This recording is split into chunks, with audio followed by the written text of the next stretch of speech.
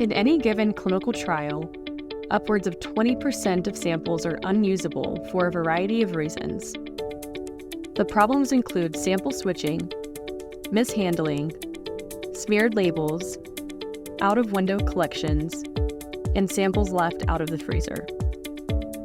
What's the root cause of all of these problems? In order to fully understand where these issues come from, you first need to understand how samples are tracked today.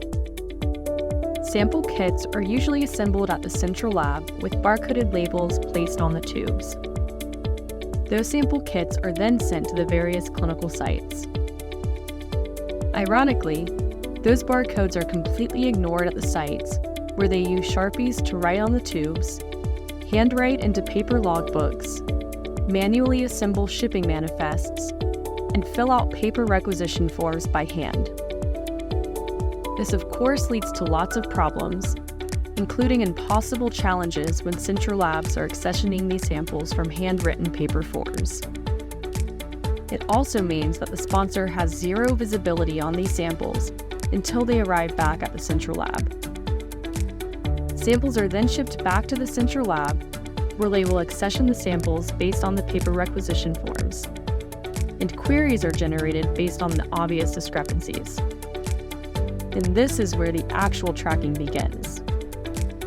The samples are then tracked to and from the bioanalytical labs until they reach their final destination at the sample repository for long-term storage. In today's sample tracking systems, tracking starts when the samples return to the central lab from the clinical sites and then are tracked downstream. Although current systems track the majority of the sample's journey, there are still significant issues today. Why? It's because ground zero for most sample issues occur at the clinical site in the first mile, which virtually all tracking solutions miss. That's why at TrueLab, we utilize mobile technology to start the tracking at the point of collection and reconcile samples before they even leave the clinical sites. For a demo of the TrueLab sample tracking platform, please visit truelab.com.